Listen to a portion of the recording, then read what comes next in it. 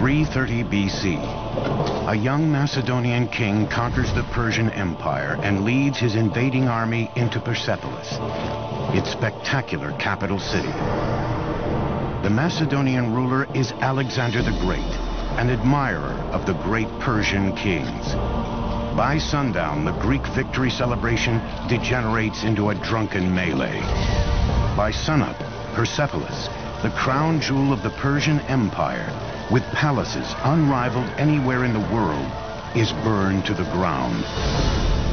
More than 2,500 years later, these immense towers stand as testament to the soaring heights this now forgotten empire once reached.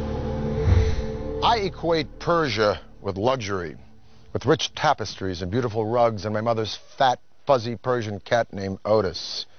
But I also think of a fantastic Persian king named Cyrus the Great, who believed in religious and cultural tolerance, and who freed the Jews from Babylon to return to Israel. Hello, I'm Peter Weller, and welcome to the Persian Empire.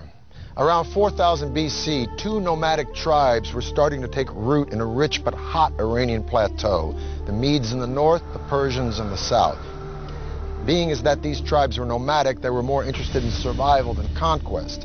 As they became less nomadic, they had to learn how to farm, in particular how to cultivate this fertile Iranian plateau. But to do that, they needed a source of water. The early Persians may have very well become dust in the winds of history had they not unlocked a source of water and, just as importantly, a means to channel that water to their crops and settlements. And what makes this engineering feat so remarkable is that they found this water not from rivers or lakes or oceans, but from the most unlikely source of all, rocks. Persia emerged out of nothing, a rugged, hostile terrain built with only invention and determination.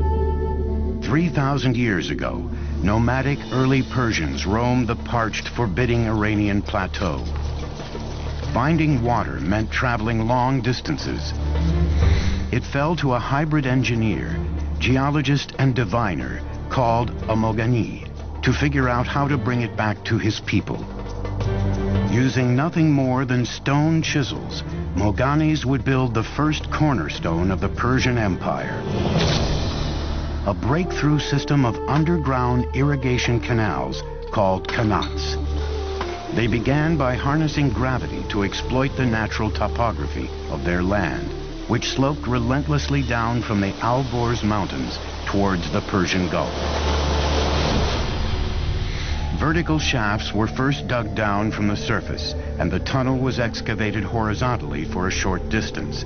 Then another vertical shaft was built, approximately 3/4 of a mile up the slope, and the channel continued. It can be sometimes 20, 30, 40 kilometers away, so it's a very skilled operation, to the point where the gradient of the water channel meets the aquifer, or the groundwater, sloping up at the point where the mountains begin. The angle of the slope was crucial. 1 unit in elevation for every 100 on the horizontal. Not too steep, because that would erode the base of the water channel, and of course not so flat as to prevent the water from moving to its intended destination. 2,000 years before Rome's legendary aqueducts, the Persians were channeling massive amounts of water over long distances. In hot, dry climates, with minimal loss due to leakage or evaporation. Water means food. But the engineering technology to locate that water and move it was a carrot that the Persians were dangling in front of their neighbors. Around 700 BC, all of these tribes were united under one legendary figure named Achaemenes, who founded a dynasty. But this dynasty thrived and flourished under one guy, a guy I would have liked to have met, named Cyrus the Great.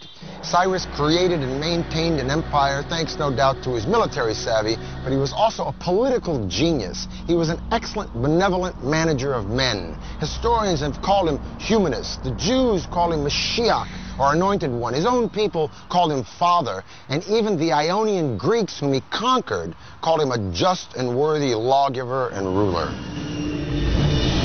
Cyrus the Great came to power in 559 BC. It was the beginning of the Achaemenid dynasty. Their reign would change the course of history and redefine architectural possibility.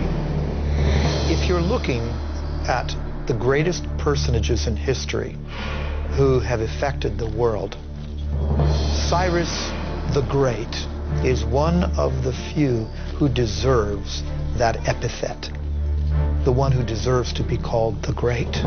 The empire over which Cyrus ruled was the largest the ancient world had ever seen, and may be to this day the largest empire ever.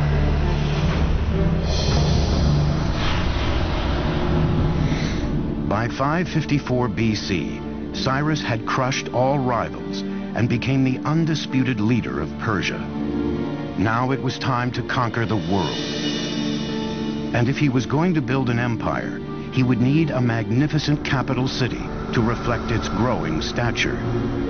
In 550 BC, Cyrus launched one of the most ambitious engineering projects anywhere in the ancient world. The Persian Empire's first great capital city at Pasargad, located in modern Iran. Cyrus was a very innovative builder, and I might add that his standards were particularly high. We can also say that his building project reflected in some ways the technologies that he found in the course of his various conquests. Like the Romans centuries later, the Persians were borrowers. They took the best and most advanced ideas from the cultures they conquered, then developed them even further into technologies uniquely their own. The art and engineering of Pasargad drew on influences as far-flung as Assyria, Egypt, and Asia Minor, thousands of miles away. There were stone workers, woodworkers, brick makers, relief makers, and we know that these were people often imported from all over the empire. Today, over 2,500 years later, crumbling ruins are the only remnants of what was once here, Persia's first shining capital city. Pasargad's showpiece was its two magnificent palaces, surrounded by a majestic park and vast formal gardens. Among them, the first known appearance of the astonishing Paradisia, the four-quartered walled Persian gardens. The gardens had over 1,000 yards of channels of carved limestone, designed such that water would enter small basins every 16 yards. The Paradisia of Pasargad laid the foundations for many of the world's most magnificent gardens for the next 2 millennia.